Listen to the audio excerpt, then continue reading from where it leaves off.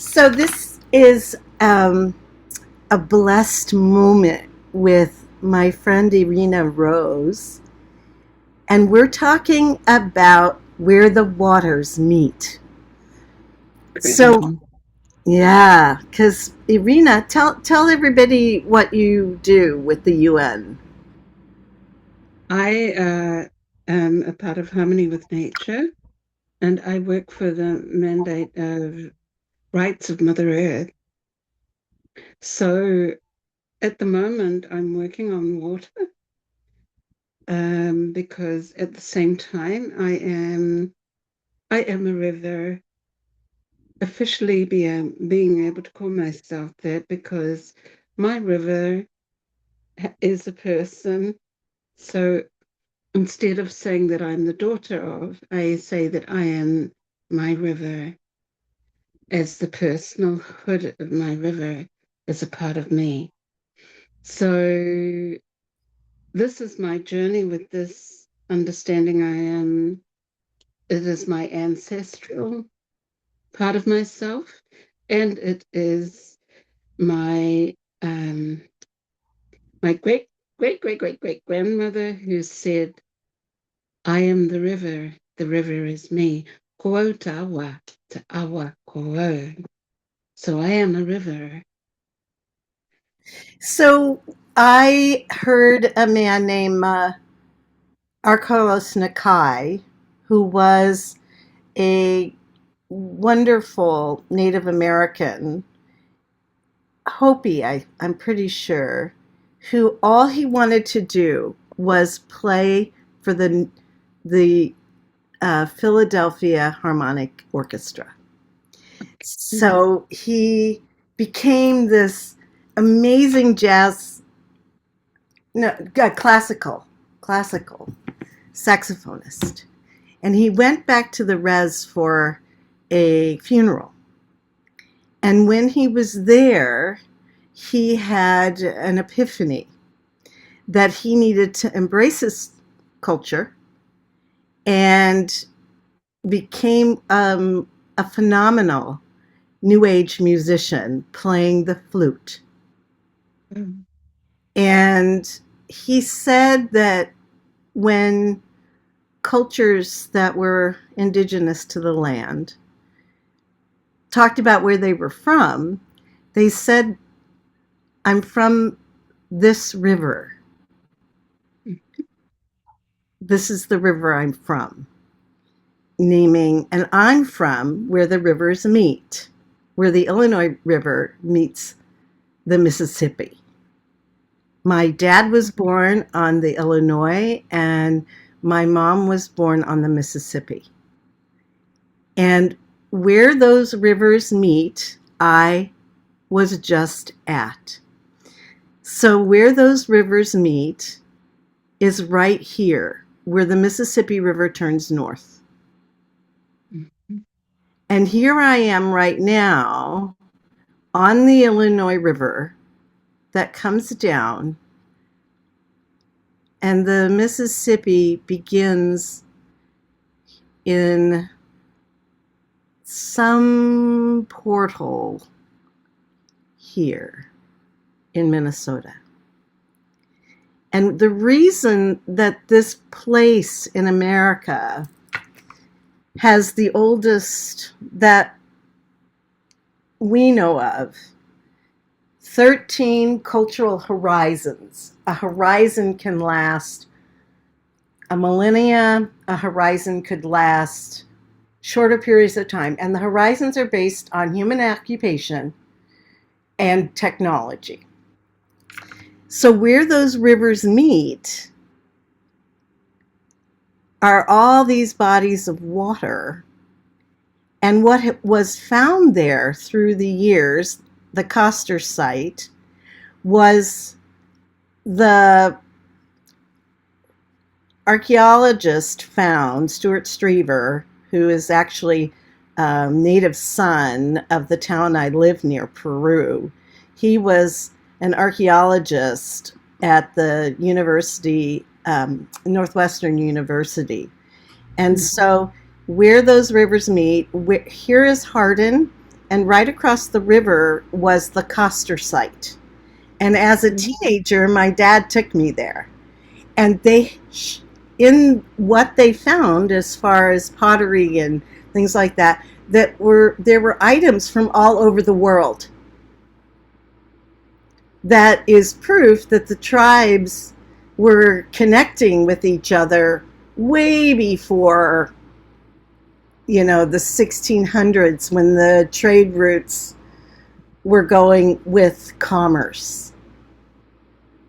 And it's exciting to me that today, out of all days, my friend Erena Rose, oops, wrong one, my friend Erena Rose wanted to talk to me and just had this feeling that she was following her river to call me.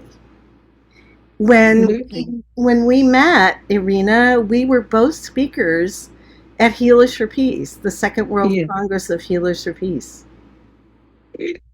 It was January of 1990. I was all of 28 years old. How old were you? A little bit older. You don't want to divulge when you landed on the planet? Actually, I was 1990, 30, actually 30 years old. Isn't that beautiful? So Yeah. I was just in my Saturn return, and you had already moved in through yours. Yeah. And the Saturn return is when the planet Saturn ends up where it was when you were born, and you wake up to the fact that I need to be responsible for why I came to the planet. So, isn't it interesting that here I am hitting my Saturn return, and the universe gives me an invitation to go to New Zealand and speak at a World Healing Congress? Talk about a coming out party.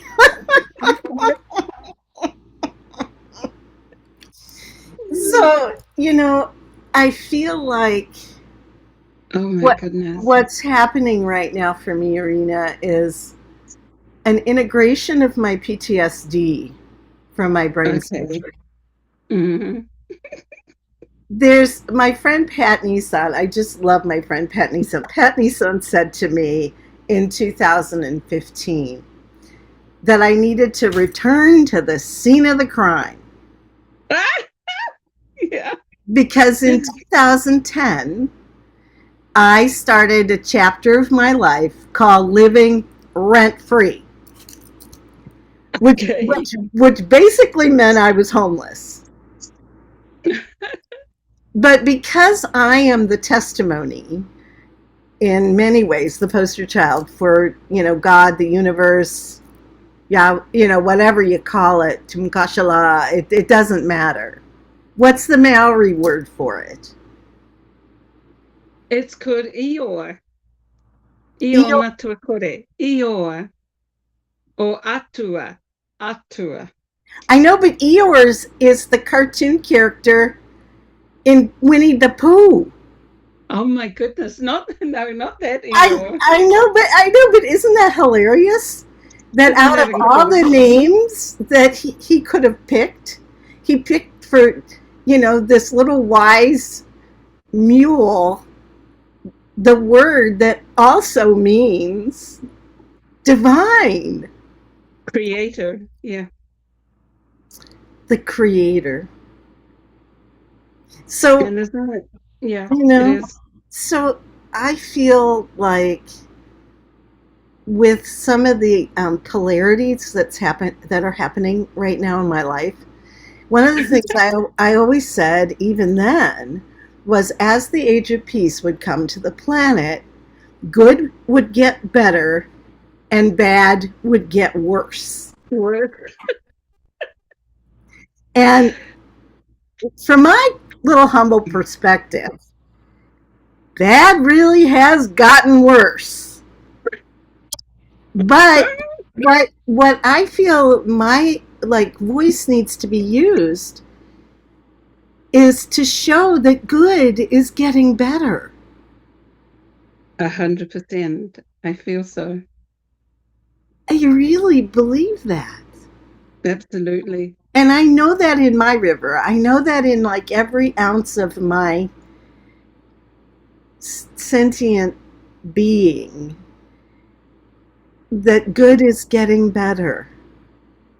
That it's that polarity, you know, a chapter in my book that I wrote in 1994 in one sitting in Sedona in a month. Um, I called it one of the chapters um, Black and White in a World of Gray. Okay. And you know, again, my perspective is we don't know what up is without down. We don't know what in it is without out. We don't know what up, you know, we don't know what yes is without no. Hmm. And in corporate America right now, the big buzzword is yes. That you need to say yes. And, you know, I love Shonda Rhimes' book, The Year of Yes. But the reality is, every time you say yes, you're saying no to something. So why? 100%. So I have a screensaver right now that is, well, it's kind of hilarious. But my, my screensaver, there was an app in 2015. Pat said that to me to return to the scene of the crime because she felt like I wouldn't stop living rent free until I came back to San Diego where it happened. Mhm. And I even think about that name. Sand, because it's a beach community, Mhm. Diego. San Diego. I love etymology. I love words. Okay, And I hear that. isn't that hilarious? And and so she was right. And last summer, that understanding for me about why I'm here didn't have to do just with helping my mom in this chapter of her life. It had to do with being in the land of my ancestors to move to another level of my PTSD. Okay. Because I was here, Irina, when my brain surgery tumor was diagnosed. I was living Okay. between Switzerland and Telluride. And Mhm. I came back here to do a wedding for my friend Mary Slight, who had been Okay. a client of mine for since I think it was 93. And so I couldn't stay in Switzerland because I was on a tourist visa. And my parents were moving. They were moving closer to the river that's now Of a course. mile from me. An 8 to 10 minute walk, depending on how fast I'm going. Okay. And it was here that happened. And I realized, oh my God, I lived my life in two chapters, or epochs. I was calling them epochs. Okay. BBS, before brain surgery, Mhm. and ABS, after brain surgery. Okay. And I had this consciousness of I returned to the scene of the crime to move into a new epoch. And this new epoch is called KISS. Keep it simply spiritual. Great. Or keep it simply smiling. Okay. Funny. I know. And that's my medicine right now. Wonderful. It's laughter. Great. It's laughter. What Oh, is your medicine right now for you? my medicine at the moment, deeply For, for me, is flowing with the water. I'm following the flow. and how does that um, how does that work to help you heal yourself? My tagline since 1985, when I started Intuitive Arts and Sciences, was Mhm. as we heal ourselves, we heal the world. So, Correct. so how is that healing you? It's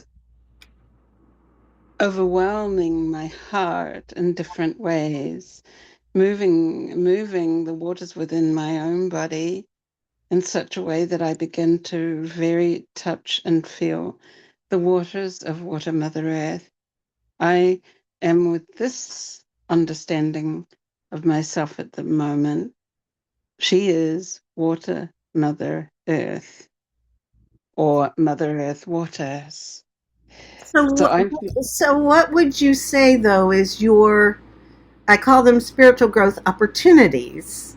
What would be a negative or pain in your life that the water is soothing? wow. It's very interesting at the moment to watch different situations that I walked on and walked through where water is no longer flowing, where the rivers are dry. Um, And does that and give you is does that give you sadness or heartache or um, uh, and I this is really important to me because I feel like a part of what's going on right now also in my teaching is helping people understand again mm, that you don't have yes without no. You don't exactly. have the so what would you say is what's how does that affect you in a negative emotion? What would you call the negative emotion? Because The love negative, embraces all of it, right? of course. So to watch the negative emotion around this is to see or to be very clearly aware once the land was fertile and fruitful, and now the land is without fertility and fruitfulness. People have moved away, leaving the situation without any life. So to see that on such a scale of understanding what it really moves, it for me it moves something within me and my own body. I feel that really to coordinate and move myself, that I can be careful watching my body, knowing that the water is the living part of me, I is hear the that. I hear that, moving, Irina, but moving part of me. you still have you're staying in your teaching. I want you to be in your humanity. What is Okay, the but pain yeah, in your life right now? what is in my life? Mine is having somebody project onto me that I need to reach down in my soul and figure out why I think it's okay to be unkind. And I that haven't. pain for me was grief and sadness and mortification Okay, of who I know myself to be and anger. okay, but when I reach down into myself about this, I reach and find what I'm doing is that I'm remapping or mapping a life understanding of decisions that I've made that were made over me And again, without really, how does really that make you feel? very deeply connected, Okay. actually. Well, that's true. But I want you to give me the polarity. The polarity of feeling not that deeply connected is to become immovable, being still. When we met, Hmm. we ran into each other, Yep. and your eyes had changed color. That would not have happened unless you felt not abandoned anymore, right? You were embraced again. Hmm. That had caused you deep sadness that you had been asked to be not a part of your own family and community. But in that Okay. moment where you were embraced again for the all of you Mhm. that you are, that physically, that forgiveness physically changed your body, and I saw it, Mhm. right? Mm. But that would not have happened unless that pain and that suffering had been forgiven.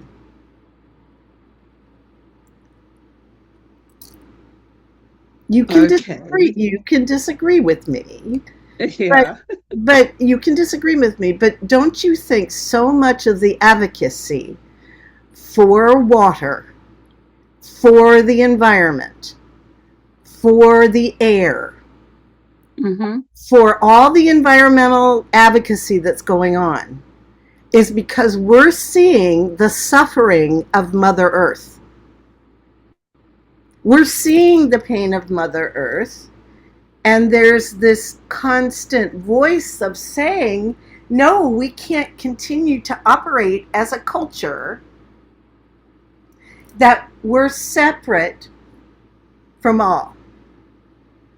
There's a consciousness, I believe, in consumerism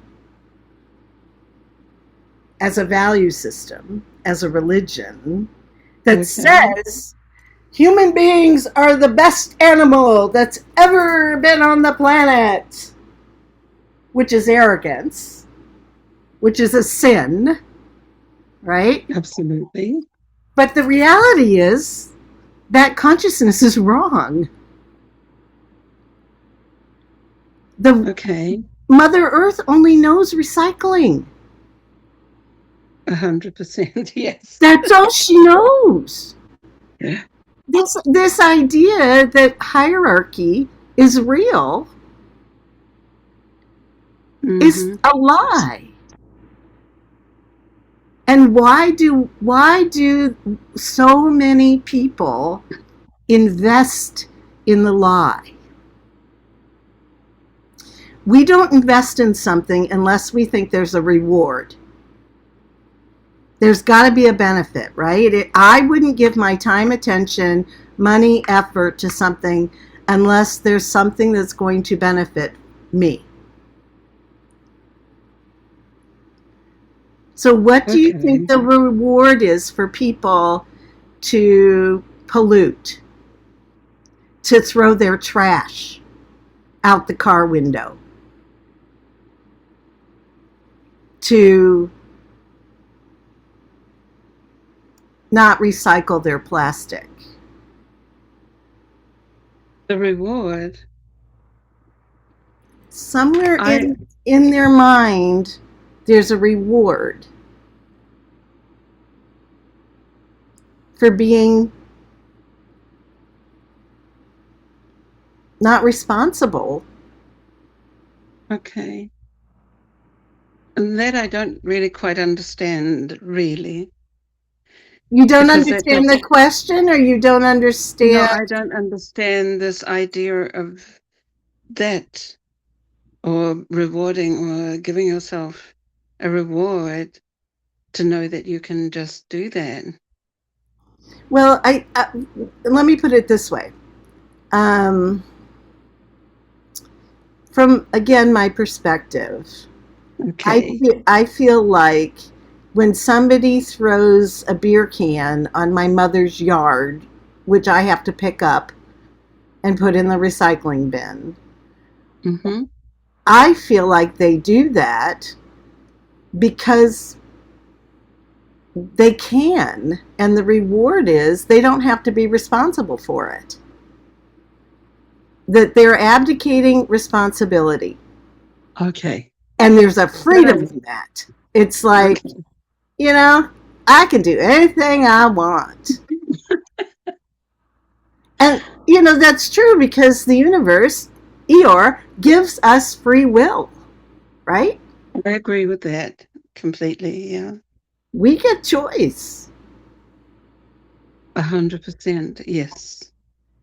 So last week, when I used a stick to kick a diaper that somebody had left in the parking lot across the street from me, I used a stick to cross the street. I went and got a trash bag, used it as a glove to pick up that Did I? diaper and put Mhm. it in the trash. What was that person thinking that it was okay to leave their baby's plastic diaper in the parking lot of a museum?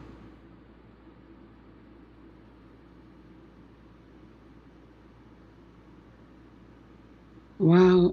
Well, so the reward for that? What sort of a reward is that? How? No, it doesn't really. I You don't don't understand. understand. Okay, so my thought is the reward is they don't have to take the time to walk across the street and throw it in the trash can. That it was more important that for them to use those precious moments that will never come again to get back to the city or to get home to fix dinner or to do something else with those 3 minutes it would have taken. The reward is self importance. Okay. But also self-neglect, Yes, absolutely. Because because it means they neglect themselves to be able to take care of their own body cells. Even though it is their baby, it's still part of their body cells. I So it's know. completely, totally neglect. How does a child learn from self-neglect? And this is exactly what you're teaching about the waters, Irina. This is what you're teaching, that what we do to ourselves, we are doing to the mother. Absolutely. But she has an incredible abundance of forgiveness. The pain that I see when human beings or trees and nature disappear inwardly from a dried out river shows me that sort of self neglect. So I pick that up in me. I don't feel that I need to carry the suffering of that. And I don't, but I also inadvertently pick it up because she does. And And I because will you take live, my part of that. Yeah, right, because you live in the reality that we really are all one. So whatever absolutely. you do to yourselves, you are doing to others and the world. Absolutely. And, But I, these are the teachings, though, that have been around for millennia. 100%, because I feel also that if we understand the preciousness of what really surrounds me from the inside of me to the outside of me, I believe that this is something absolutely incredible. I believe we are a miracle of love between Mother Earth and God's love. And this situation coming into my parents being such miracles, I believe we can do better, but I don't put this against anything or anyone. I just pick it up and carry this and do what I can to be my better me. Right. But I'm really absorbing and seeing the world around me as the beauty that it is and how this beauty moves. I don't feel the hurt anymore because I feel that I don't have the time to do that. I Mm. move because my time moves too towards me. So I take up and pick up this energy and work and walk with this. But when I ask you about the water, I'm telling you that I'm at the moment, I have finished or about finishing a drafting of a World Water Peace Treaty where the water is the absolute primordial ownership and responsibility above human law. So I feel that. Amen. Amen. Hallelujah. Right on. Shalom. Salam. Namaste. That's how So, that's how we always ended prayers at Glide Memorial Methodist oh, Church. wonderful.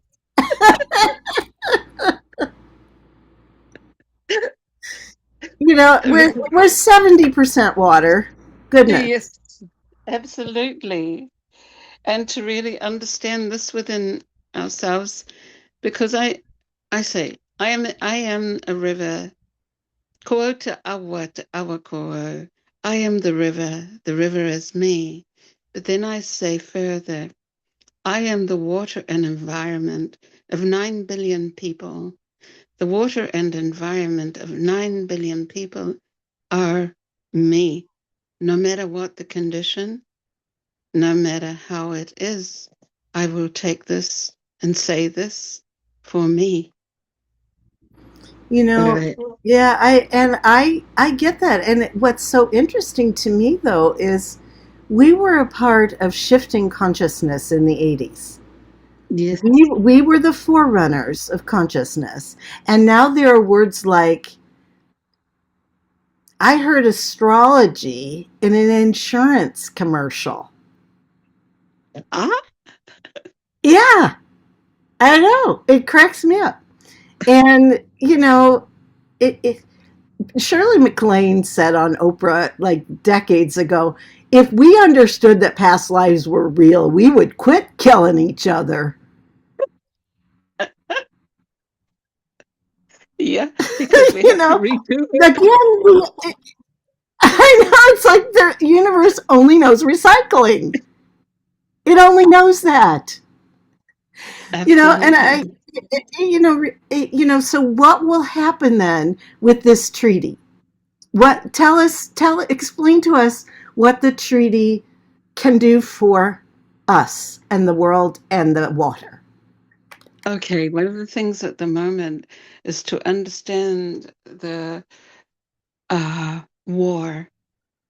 And the preamble for me about war is an autoimmune, deathly disease for all creation, including human beings, moreover. So, like you said, recycling done on the scale, being done in the scale of war, this deathly autoimmune disease reaches every human living being through the water. We are all responsible for Yeah, this, yeah, for you- for Ukraine, the Hormones, for Palestine, for Sudan, We are definitely all responsible anywhere in the world. We are all at the same time, because it's so um, ready available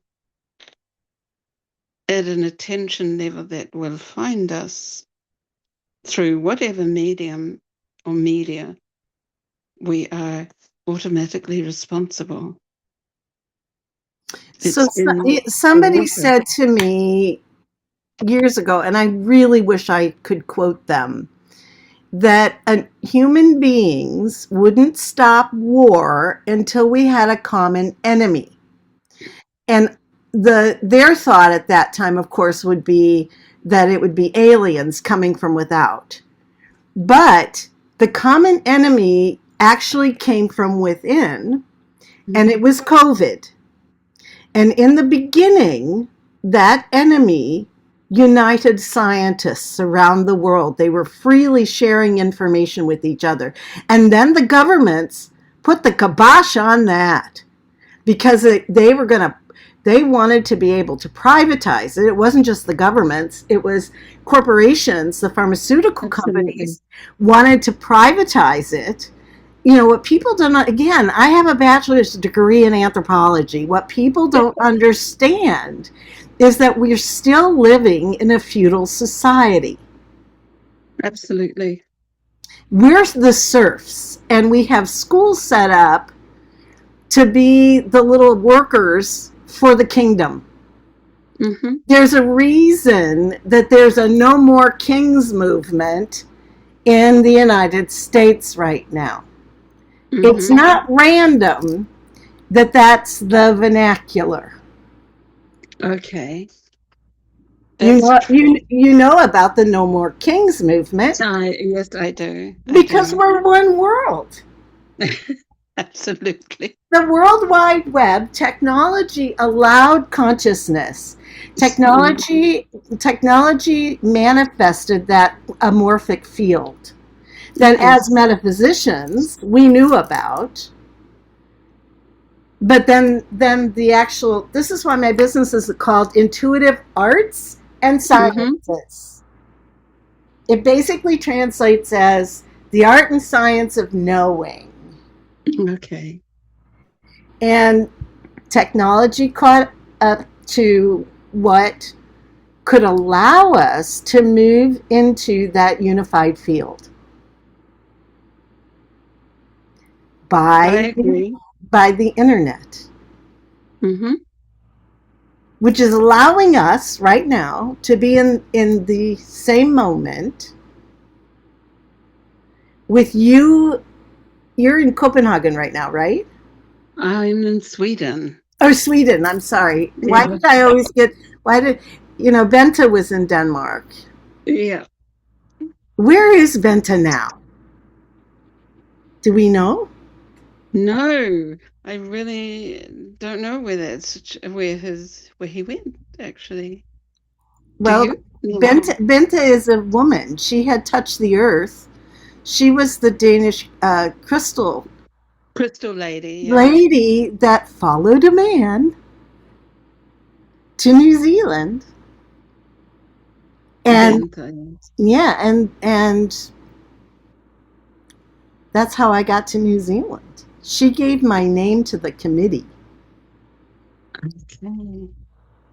How did you get to Healers for Peace?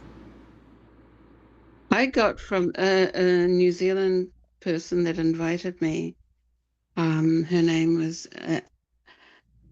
Marama Anamika from New Zealand that invited me through. Oh my goodness. But she was a Dutch lady. Were you at the first Congress in that was in the at the engineering retreat center outside of Copenhagen? Yes, also. Did you speak at that one? No, I just did a ceremony at that one. Cool. So also a water ceremony, of course. Did you remember Shivan the clown? Yes, I do. I Shivan do. has Shivan has left the earth, Oh, wow. COVID was not good for that man. We know what a I social didn't. butterfly he was. He had Yeah. flown from Germany back to New Zealand.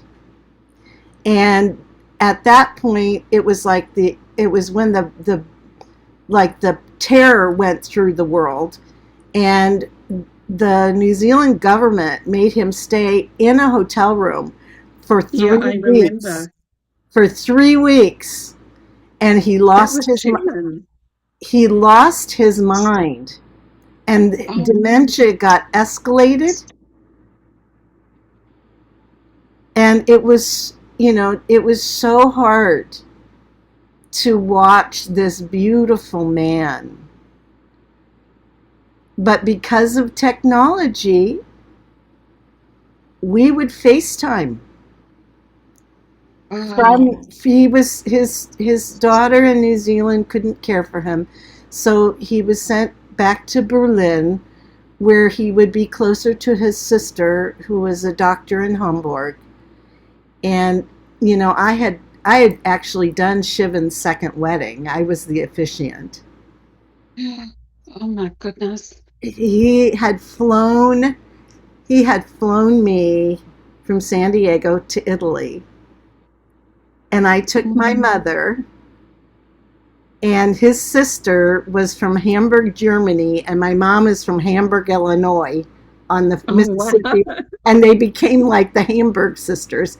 And my mom was so worried that she didn't speak any of the languages, but of course everybody spoke English.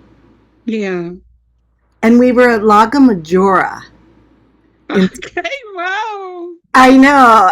You should get on my website, the Start With Love website, and see the pictures. It was so, and Anameta is in Copenhagen. She's a teacher at a Yeah, college. And, their marriage didn't last. But, for me, a marriage is a spiritual contract. absolutely. And when the contract's up, it doesn't matter if the body's done or not. Not normally, no. It really doesn't matter, because that goes back to the feudal society. Marriages were about property rights and about tribal affiliations. Hmm. That's where marriage came from. But over the course of evolution of consciousness, it became a love contract. Hmm. And, but we still have things again in our vernacular. They married well. Usually meaning they married money, Hmm. right? God, I love culture. Sally. Why are you Oh my laughing? God. Are you laughing at me or with me? No, with you. Totally, incredibly with you, Sally. Oh my gosh. So listen, I need to go, Okay. but this was so wonderful. Let's do this again. I would love to, but I love this that you say about the rivers, that you're in this movement of water anyway with your rivers, the rivers of your mother and father, but also this yourself being in Yeah. this way river. I love that. Yeah, Thank you for that. I've moved from my life being divided of, To the BBS to ABS to KISS. yes. That I feel this. There's I mean, in psychology, or in a lot of the sort of metaphysical world now, they call it the psychospiritual Okay. integration, which is more of a Jungian term. And again, like I said, I don't want anybody else to be Sally Aderton. I really like the mind I got, because Good. I got a smart one. Yes, You know, you I definitely I have. was told by a tarot reader in New Orleans, right across from Cafe de Monde, where you can get the beignets. There were Yes. all these readers, and so I had a card reading, and she looked at my palm and she said, "You are very smart, but you're also very intuitive." You're going to have to make a choice. I was like, no. Absolutely not, because why? You know, again, that's the whole thing. I could have either said yes to her projection or I could have said no. Good. And I said no. Absolutely. This is why Well, my friend Mindy Roddy always calls me the hokey pokey expert because I bring my whole self in. good. And I hope you understand that I feel absolutely lovely, invigorated, feeling your absolute overwhelming enthusiasm. That's what I feel from you. And Yeah. I'm enjoying this, and I feel that absolutely we are in the position of free choice, and to know the movement of the heart that we're in. It's only got to be love and peace for me, Sally. Sorry. Well, why are you apologizing to me? No, I'm not apologizing. I'm Oh, just okay. securing Okay, because all the way you around. said sorry.